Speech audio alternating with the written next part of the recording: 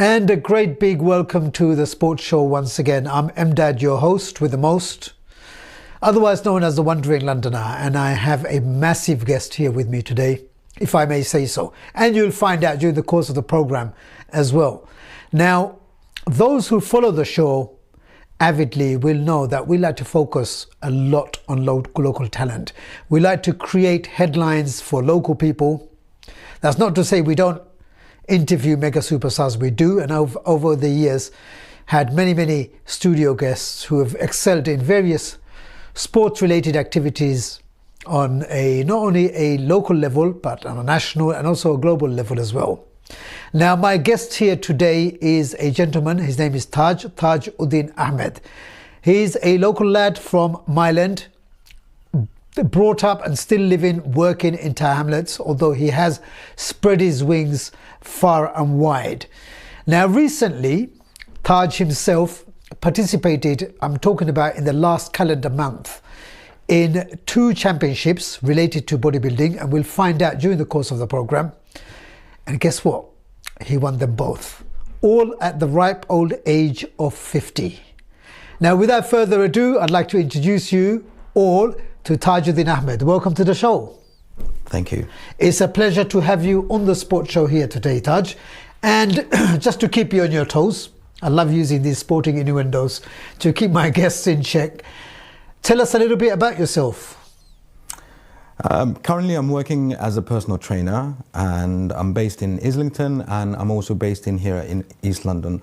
I also do some work online, so people all around the world can receive online coaching in terms of training and in terms of nutrition.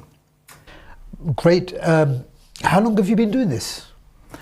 Full time, I've been doing it for about 8 years. I've been doing this part time going on to 15 years or so. Now, before we start talking about yourself, Taj, because there's a lot to talk about, just need to ask you, how important is nutrition and how important is healthy living? Nutrition and healthy living. Well, there is a saying, you can have all the time in the world or all the money in the world. Unless you have good health, you can't enjoy either. Your health is your biggest wealth. Now, Taj, as a personal trainer, obviously you're seen and perceived to be a role model.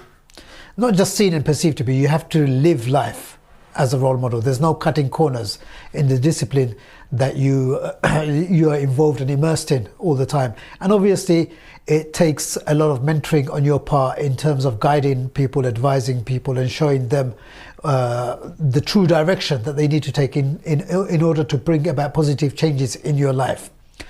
Just how much thought, apart from the obvious physical efforts, just how much thought goes into your line of work on a daily basis? It's something you always have to be conscious of in terms of preparation and planning, in terms of your meals, in terms of your sleep, in terms of your rest, in terms of every aspect of your life. There's a mantra that I go by, and it's called the 3 Ds: discipline, diet, determination. So these things are overarched by consistency.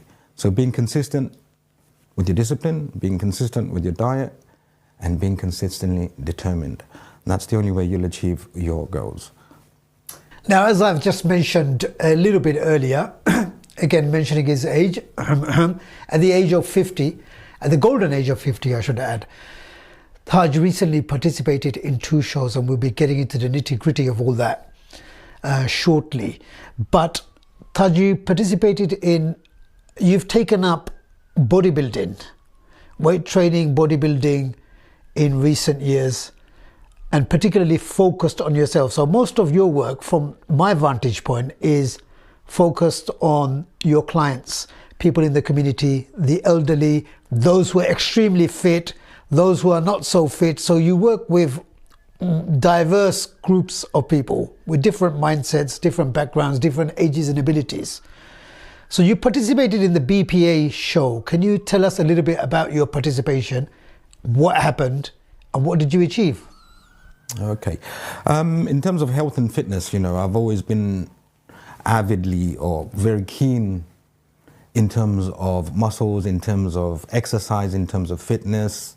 Football used to be my background, but in terms of training, I've always loved and enjoyed training from a young age. The work that I do, like you pointed out, I work with a variety of experienced clients or people who've never exercised before to people who are very competent or have been exercising but need a little bit more motivation, a little bit more guidance to excel and go beyond. Age ranges varying from teenage all the way 50 plus, 60 plus. It's not just face-to-face work, it's work online as well. Recently, I took a decision to go into this bodybuilding show, the BPA, British Physiques Association, who had a competition on the 26th of October at the Thistle in Heathrow. That was a snap kind of decision, even though people and friends and colleagues have always asked why I've never sort of competed. So fitness has always been something personal for me, and I did it for myself, for my health, for my well-being, for my physical well-being, as well as my mental well-being. And it's something I thoroughly enjoyed, and it was embedded into my daily life.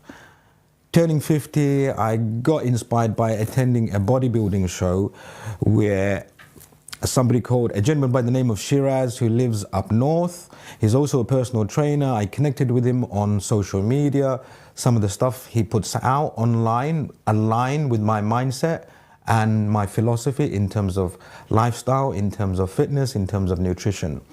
Happened to have a quick conversation with him, and he said, Taj, I'm in London. I'm competing at this show on, I think it was earlier on in October, 1st of September. That's when the show was. I looked on my calendar, went there, saw the show, saw Shiraz compete, saw the buzz. I was inspired. I went home the next day and I registered as a competitor for that show, BPA, for the 26th of October. Fantastic. Before we move on to the next part, I just need to ask you a quick question related to what you've shared there already. So, again, I'm referring to your age again, Taj. So there will be people who will be watching this show who have reached a certain age or certain part of their journey in life, and they will feel inspired. So you made an important point of mentioning that you were asked over the course of your life numerous times, why don't you participate in competitions? And I think what's really important for us to take note of here is the fact that you kind of said to them that I'm doing it for my own well-being and I do it for my own pleasure.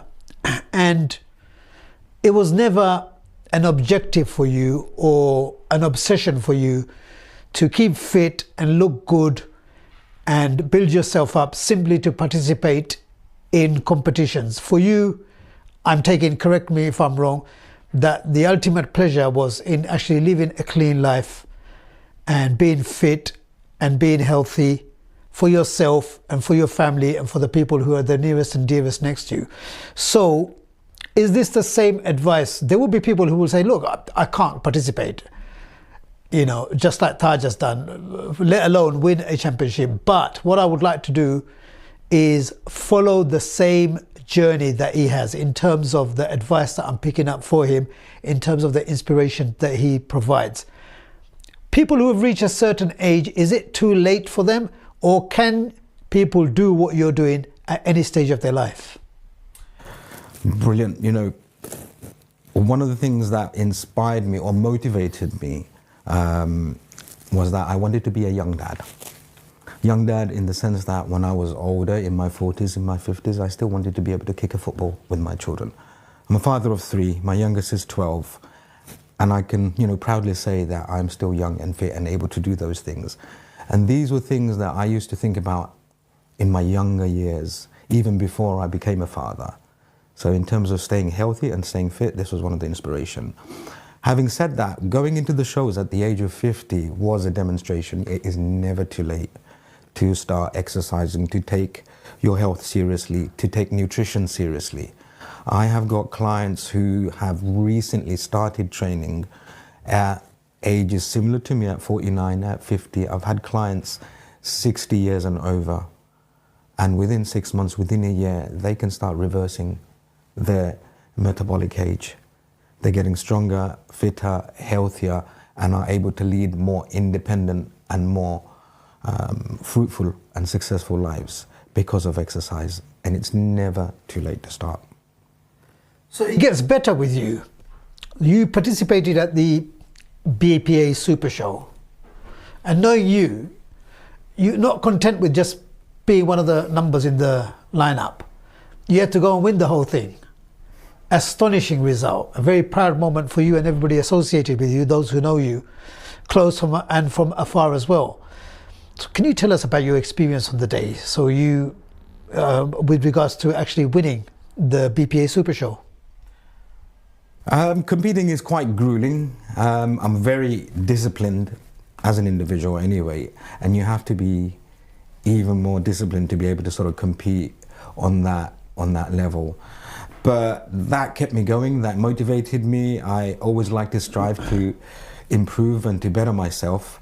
Show day was fantastic, meeting people from all walks of life who are into fitness, who had similar kind of mindsets. Everybody's really friendly, even though we're competitors. Everybody's encouraging everybody. We're all on a kind of a same journey in terms of being the best versions of ourselves, being disciplined, leading healthy lives, and then just celebrating the journey that we've all sort of taken. Most people take 16 weeks or more to prep for these competitions, and it takes a lot of sacrifice in terms of socializing, in terms of your family time, in terms of types of food that you normally enjoy, which you have to sacrifice so you can prep and be ready for the shows. So it was an amazing experience, all together, and just a big celebration at the end of it all, in terms of the success of everyone achieving their goals of being able to get up onto that stage. So Taj, this is a phenomenal achievement. I'm still trying to get my head around it. I don't think, looking at you now and interacting with you now, I can honestly say I don't think it's even sunk in for you yet. The way I say that is, sometimes when you enjoy such great success and celebration of your abilities, you get caught up or you get sucked into a whirlwind, because the whole range of emotions, from happiness to elation to celebrating with friends, family, the nearest, to your clients, to those who came along to support you. And sometimes what it does, it takes a period of time to cool down, where you're sitting there, and I'm sure reflection is a great part of your process on a regular basis. And then you think to yourself, wow, I haven't actually done too bad there. Do you agree with me with that? That it's still sinking in. I completely agree with you. So after the first show, I'm thinking, was this a fluke or something? And then going to the second show, of course. Of course, on that basis, just between the first show and the second show, or even prior to that as well, I am led to believe or understand that from the original Gladiator series from our generation, is it Helen Panther? She was a great motivating factor for you. Yeah, she's one of the founders of BPA, or the owner of BPA, the British Physics Association, yes. And she was one of the great gladiators from back in the days that we grew up with in the 90s, where people from all walks of life went to the show competing, being sporting, being active. So it was a show as a kid, as a teenager, growing up, was an inspiration for me as well. Yeah, and it was amazing to be able to participate in one of Helen's shows. Wonderful. And being a footballing man himself, as he admitted just earlier as well, he was not content with a single trophy. So what Taj did was, like I said, in the space of a month, within a few weeks of that first historic triumph for him, and a celebration and obviously a magnificent achievement for our community, Taj decided to put his hat into the ring for a new competition. What competition was that? Pure Elite. To be fair, Pure Elite was the first competition that I registered for, right, after seeing Shiraz on the 1st of September. And the Pure Elite competition was on the 9th of November. And it was held... This was the World Championships? This was the World Championships, yeah, held by Pure Elite at the Swan Theatre in High Wycombe. Right. And so you followed up your marvelous achievements. So this is why I was talking about letting things sink in, because you've just been in a whirlwind. So you followed up your first success, triumph, weeks later by participating in the Pure Elite World Championships, which obviously, like you've mentioned, you were going to participate in first, but it was a chance for you to participate in a second championships. My understanding is it was a more competitive, more difficult competition, but you were still content with actually making waves in that first tournament, in that first spectacle that you took part. So what happened at Pure Elite? Wow, where do I start? The experience I gained from BPA was actually priceless. It helped me better prepare for Pure Elite, and it was in some ways a bigger show because there was more international athletes that came to the show and competed. There's more entrants at this particular show. What else shall I say about that? It was just an amazing experience in that show. Very well organized, very long day. It started really early. By the time the prize giving came through, it was way after 10 o'clock, 10:30. So starting your day as early as 9 o'clock on show day, doors opened at 11, and then the various categories from bodybuilding to physique to men's physique to models and the women's wellness, etc. Many different categories of shows took place and competitions took place on that day. So a question for you. On the basis of your success, do you, Taj, from your years of experience, and I mean, you've only been a personal trainer for a few years, but those who know you know that you've been into fitness and absolutely obsessed with healthy living, lifestyle, bodybuilding, weight training, and anything to do with this discipline all your life. Do you believe that champions are born or are they made?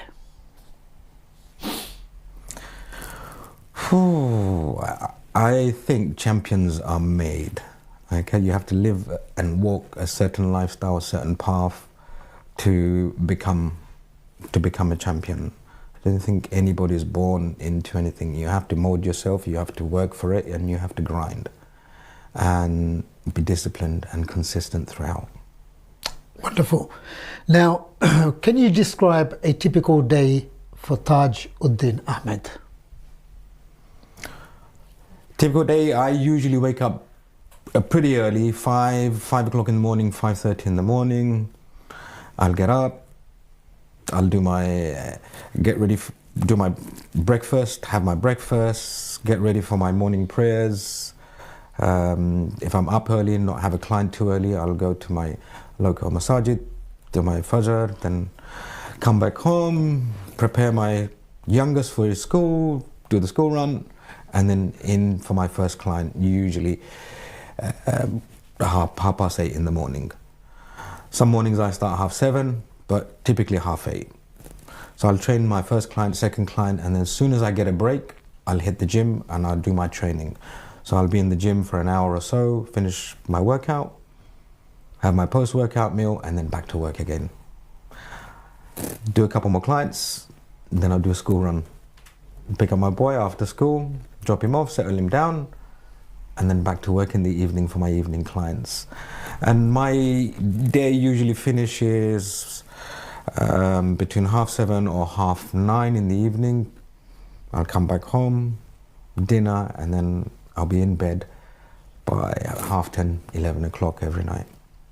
So I can get up the next day and repeat. And repeat.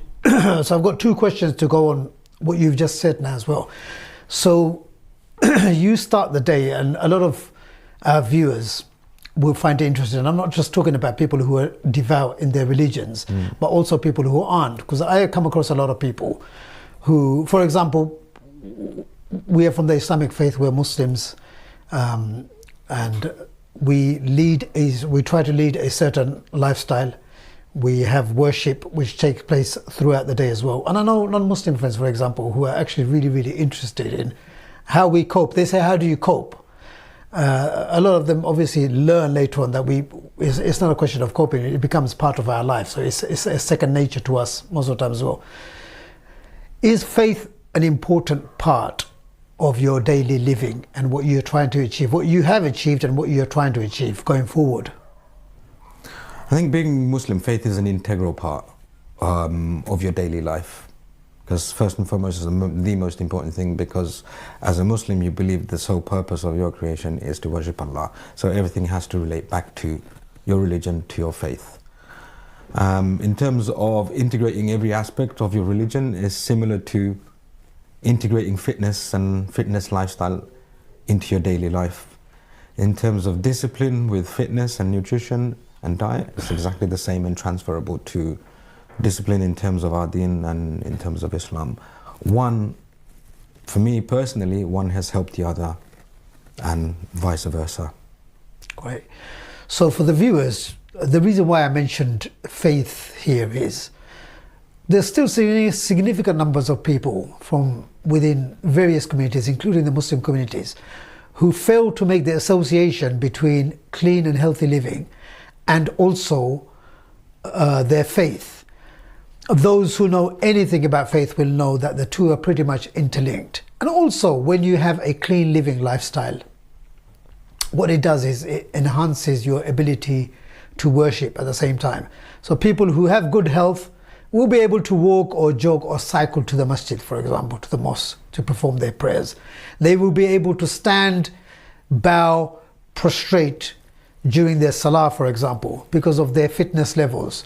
Those people who have health complications and who live unhealthy lives will be unable to do so. They may, again, this is not a criticism of anybody, but it does affect our ability to worship. They may require the assistance of a chair to perform their prayers. Some people may not be able to do that. Some people may be even bedridden. Some people may require apparatus to help them get to the mosque, whether it's an electronic wheelchair, a walking street, etc. And I think one of the primary aspects of the benefits of a healthy life I've noticed, and I'm sure Taj will agree with as well, is during the Hajj, for example. Now, there was a time, this mindset is changing, that people used to go on the Hajj when they were older. They think, okay, we've now retired, we've reached a certain age, we'll keep a beard, we'll start wearing a hat, we'll adorn ourselves in Islamic attire, and we'll go for Hajj.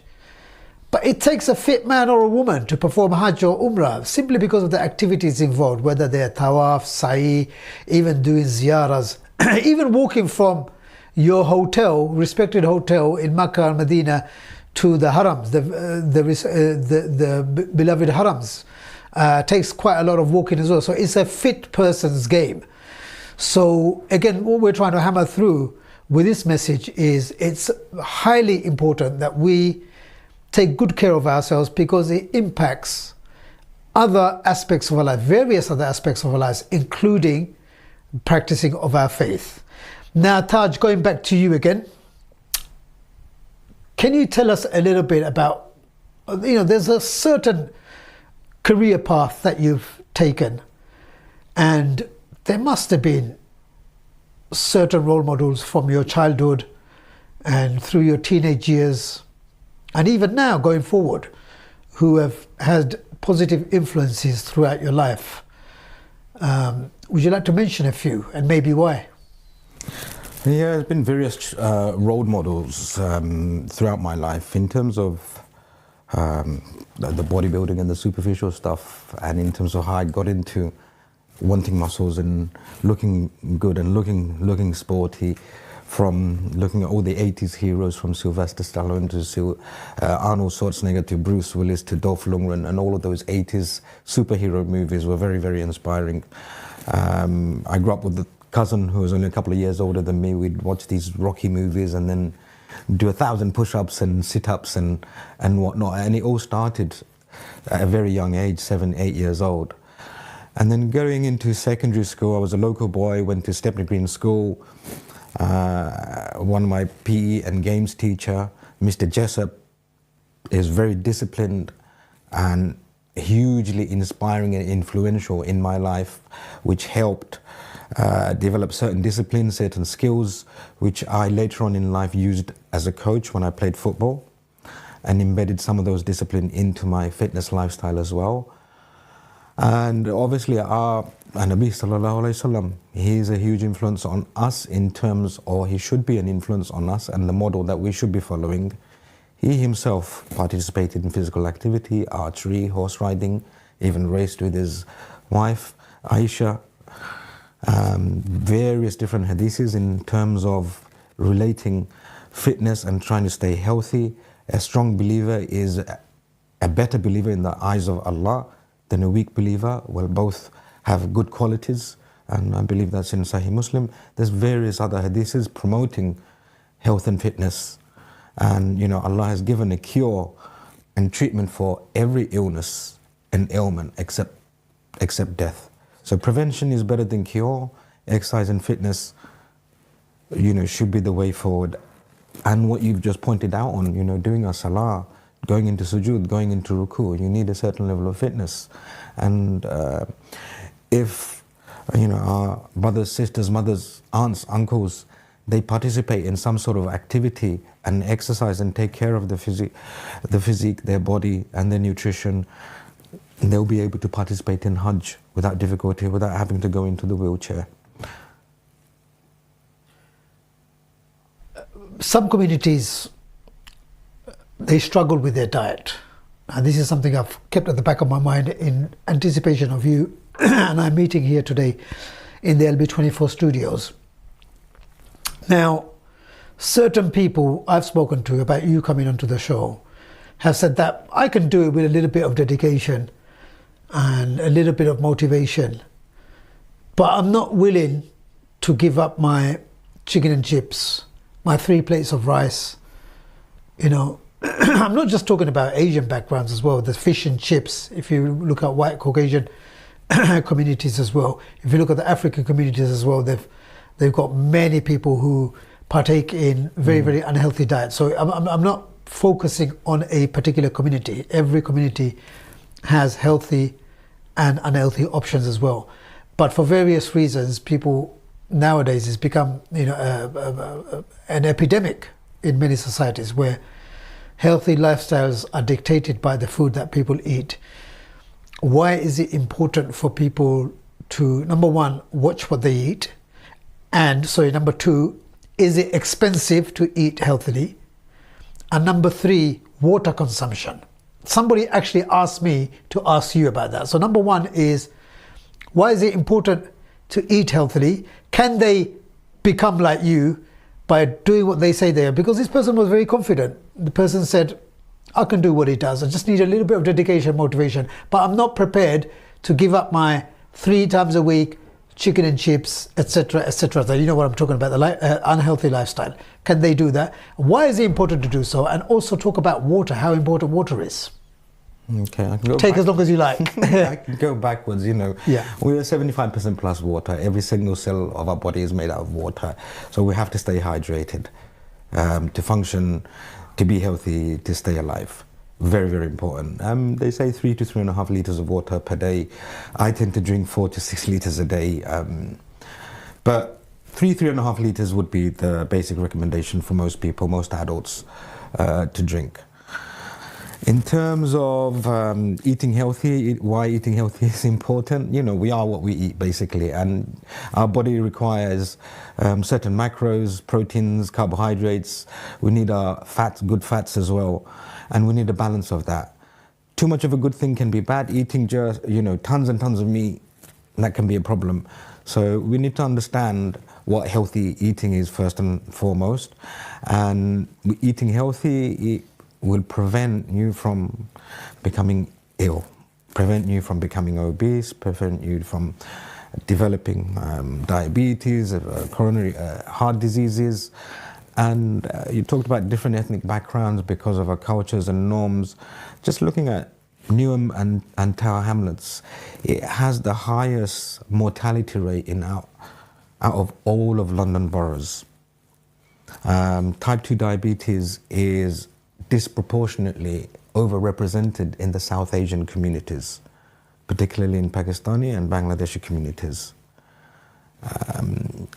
South Asian women are 65% higher risk, at 65% higher risk in developing coronary diseases in comparison to the rest of the population within the UK.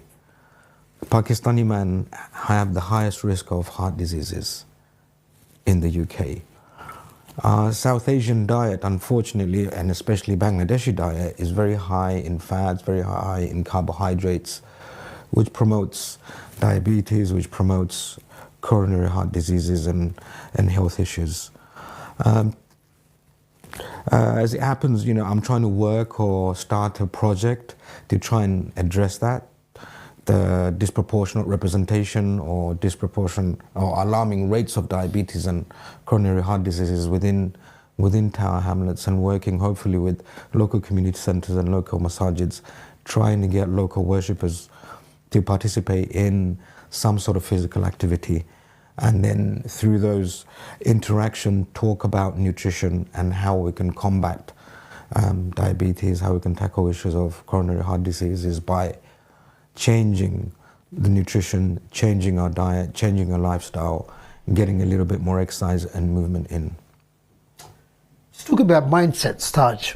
So, again, this is for the benefit of our viewers and people who are watching as well. Keeping fit, some people live life, keeping fit. Some people make adaptations. Some people make great sacrifices. Which category do you fall into, number one? And also, some people have the notion that poor Taj, he looks wonderful. He looks beautiful. Look at him and his sculptured, toned body, this, that, the other. But he must be going through hell, personally, to look this good. Now, is that a notion that is misinformed? With everything, there's a balance. And what I tend to sort of advise is, unless you're competing, when you're competing you have to go kind of all out and you have to be extra disciplined. But to lead a general level of healthy and fit life, if you follow an 80-20 rule, for example, you talked about takeaways and fast food, you can enjoy the odd treat 20% of the time and eat your cultural food, etc., and enjoy it at a social gathering or at an invitation or at a wedding or at a party. So long as 80% of the time you're disciplined and you're eating clean and healthy, you're eating variety of protein sources, your red meats, poultry, fish, you're eating carbohydrates but not overeating, and you're reducing your processed foods. So it's a balance, and it's up to the individual on how extreme or how relaxed they want to be. But so long as they're somewhere in the middle, following a general 80-20 rule, they will be fit and they'll be healthy and they'll be able to lead a happy, healthy life. Somebody who's overweight, somebody who's got health issues, isn't going to be happy, isn't going to be able to lead an independent life, isn't going to be able to participate in many hobbies or hobbies that require you to be physical or active. Very interesting. What's the key to holding on to muscle whilst losing fat? What is the key? Yeah. Training heavy, eating healthy, consuming plenty of protein, and doing resistance training. And good rest. Good rest. Again, these are relevant questions to our viewers. So what's the secret to building a massive lower body? A massive lower body? Yeah. Make sure you don't skip leg day and train legs. Train legs. They sound very, very... Obviously, they're quite trivial questions, but we have viewers who actually need that little boost in terms of the advice that you provide to move forward with their next steps in life. So, going back to your personal life, Taj, you've achieved a lot. You continue to inspire people on a daily basis. It's not all about bright shining lights, as we saw at the two competitions that you've been successful in. Although you enjoy your moments in the sun, as they say, the bright lights are great, when they happen, the celebrations, the plaudits that you receive. But the reality is very different. So what I'm asking now is, how lonely is life generally? So when you're participating or when you're preparing for participation in certain events or competitions, how lonely can life be? Life can be lonely, you know. I remember years and years when I was in my previous job, I was always social, you know, with social gatherings and things like that. Monday, Wednesdays and Fridays, if there was any social gatherings, if there was something between, you know, 5:30 and 7:30, I wouldn't make it. And all my colleagues knew that, and all my friends knew that. Monday, Wednesday and Friday, Taj would always be at the gym at those hours. So I'd organize my life around my training, around my gym, because that was very, very important to me. And that was the only time that I could go to the gym. Some people have the flexibility of going in the morning or late at night. But if it meant me being alone, I'd be alone, because it was very, very important for me. So, if you were starting bodybuilding or weight training or personal training today, knowing what you know now, is there anything that you would do differently? Many things in terms of what I know and understand now and have learned in terms of biomechanics, in terms of nutrition, in terms of exercise techniques. If I was to be able to go back, you know, 30 years and give my younger self some advice, there'd be plenty of advice that I would give. Nutrition being a key factor, which I took for granted in my younger days, not realizing how much nutrition impacted on how you performed and how you physically looked. So you're looking jacked, if I may say so, and you're looking healthy. And we know, as time is not the greatest friend for everybody in this discipline and field, it's very difficult for some people to maintain a good physique as they get older as well. So what, in your opinion, is the key to longevity in bodybuilding? Good nutrition, good rest, and being smart with your training and being consistent. You have to be consistent. In terms of looking young and youthful and being active, is definitely staying healthy, staying fit and exercising. So Taj, on a local level as well, you've got an exciting project that you're looking to launch very, very soon. Obviously, you've briefed me regarding it, and I'm as excited as you are, because there's a community element involved. Not only does it take in what you love doing, which is fitness, nutrition, healthy living, lifestyle, etc., but it also involves you engaging with the community, in particular, vulnerable members of our community. When I say about vulnerable, I mean health-wise. Vulnerable members of our community who may be struggling with their fitness, who may have dropped over the years, who may have been fine specimens when they were younger, but through, you know, as life takes its toll on us, have dropped off the race course or the running track throughout their lives. But it gives you a chance to give back to your community to start off with. Now, this project involves you engaging with the community. Talk us through it. We briefly spoke about how, you know, it's never too late to start your fitness journey. So I've had clients who are very young in the teenage years, clients who are 50 plus, 40 plus, 60 plus. One of the inspiring or motivating factor was, my mum is fairly elderly at this present moment in time, and she's unwell. And, you know, benefit of hindsight is brilliant. I wish I would have made my mum exercise in terms of resistance training. And she's bedridden at the moment due to some long-term illnesses.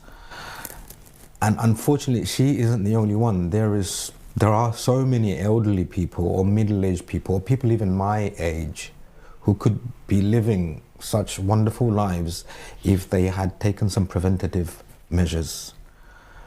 That, alongside the statistics that I read out earlier on in terms of how diabetes and coronary heart disease is being disproportionately alarmingly high amongst the South Asian, especially Bangladeshi and Pakistanis, were the kind of inspiring factors or motivating factors to start this project. So the project that I'm sort of aiming to do is work with local massages initially. I've in conversation with my local mosque and the mosque community to start up a health and nutrition awareness project to highlight changing the dietary habits, getting them to do some exercises. So worshippers maybe staying behind after Fajr prayer, doing a 45-minute body weight session, maybe once a week, and then maybe twice a week, and once a month having kind of a workshop where we talk about nutrition, how we talk about the changes and how to bring about changes in our diet, in our lifestyle, to prevent such illnesses like diabetes and coronary heart diseases.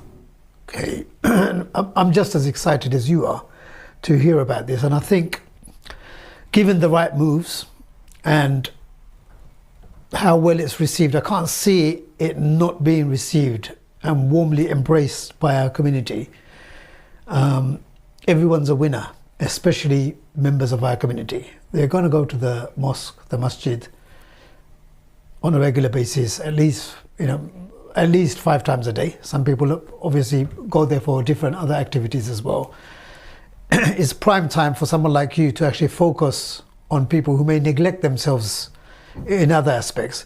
Sometimes because of the importance placed on worship, and rightfully so, some people will give up other aspects and activities in their life, such as going to the gym or playing a sport or taking up a sport, simply because they can't tailor it or fit it into the schedule. In fact, you see sometimes in mosques now as well that some of the youngsters, or even some of the oldsters as well, they will, if they want to get together, what they will do is they will coincide their football session, whether it's five-a-side or otherwise, during prayers.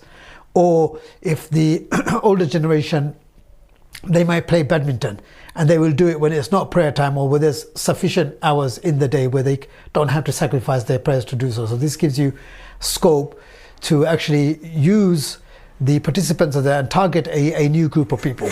Now, on the outside, it always seems like you are hustling.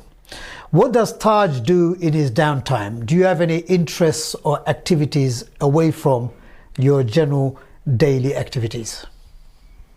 I'm a single dad, so all the free time that I get is taken up by my